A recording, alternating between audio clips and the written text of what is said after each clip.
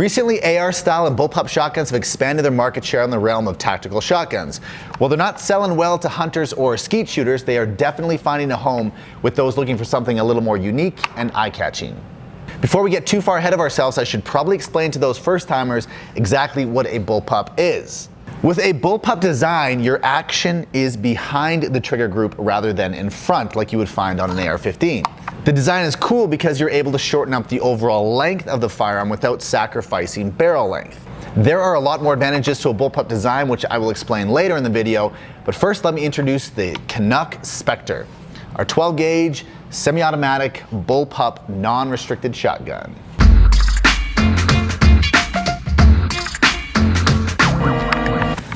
Do you want me just to walk up to the table? And cut. So the Canuck Spectre is a 12 gauge semi-automatic bullpup shotgun.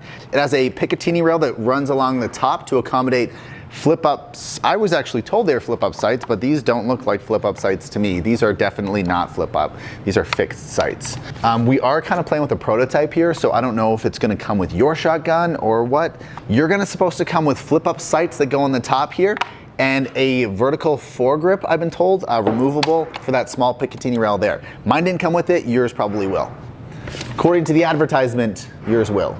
In addition to your flip-up sights, your shotgun is also gonna come with 3 removable chokes, 2 5-round magazines, and 1 2-round magazine. Ours was sent to us in a cardboard box. Yours, however, will come in a plastic hard case. So we've been told.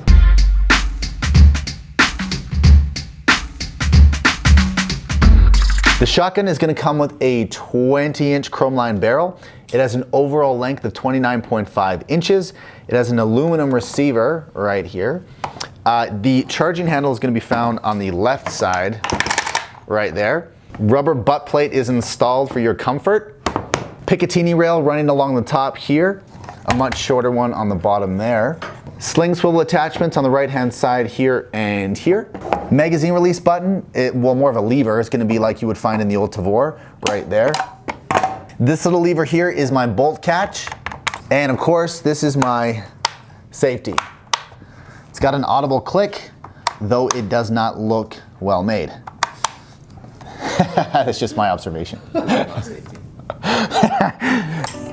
So the only thing left to do now is to shoot it.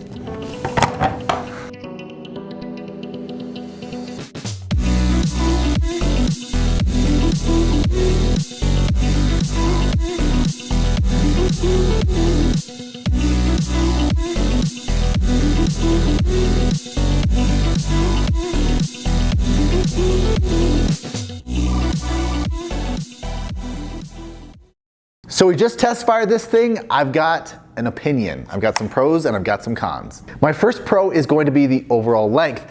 Like you would find with any bullpup design, the overall length is short, it's compact, it's easy to hold on to, but it still maintains a longer barrel. And as we've learned earlier, a longer barrel means more accurate. My second pro has to do with the weight of the gun. It's not balanced that nicely, but the weight of the firearm for the most part is located in the rear, in the caboose of the gun.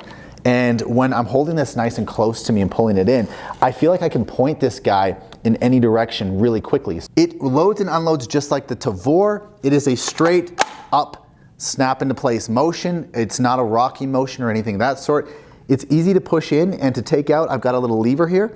That opposed to some of the other Turkish manufacturers that require you to kind of lock it, snap it and twist it and reverse it. I don't know. That one out there is awful. So now there are a few downsides, not just to this gun, but to any bullpup, and they're probably worth mentioning. So my first is where the action is located. Because the action is beside your face and you are shooting a 12 gauge shotgun, I'm telling you that I could feel the concussion from every shot. I could feel the bang, the explosion, and it was loud as F word.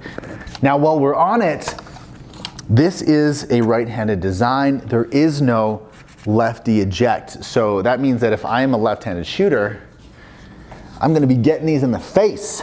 I'm holding it like this. Like, I'm not even sure I'd feel safe doing that. Should I get a shell to put it in perspective?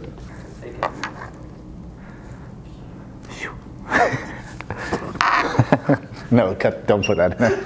I mentioned earlier, pro was the weight being in the rear of the shotgun because it allows you to point rather effortlessly.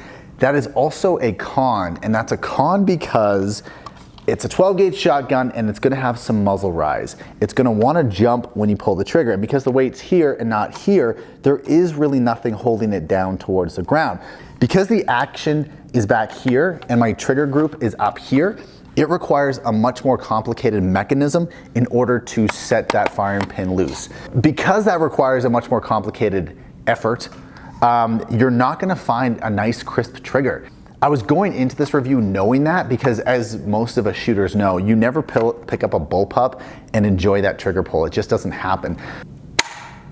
Like, that does not feel good. Like the reset, the trigger pull, like it feels heavy, it feels rough, grimy almost.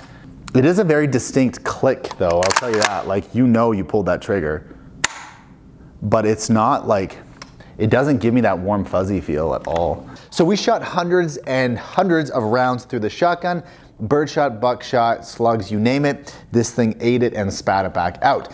We only had 2 issues the entire time. That was with buckshot, and it was a failure to extract, which is a stovepipe essentially. So the shell would just get stuck here in the action. It looked like that. That happened twice, which isn't bad. Seriously, out of a couple hundred rounds, it's not that bad. So I think that wraps it up. It's been a while since we've done a video. I hope I covered everything that you guys wanted to hear. Any questions, concerns, drop them down there in the comments. Like, subscribe, and share. Thanks for watching. See you next time. Okay, the shotgun's right here. Point to it, right?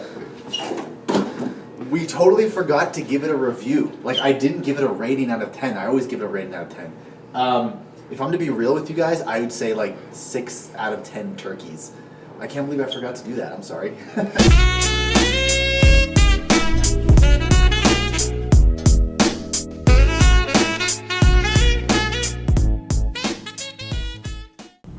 What do you compete in? Technically nothing. I just talk a lot.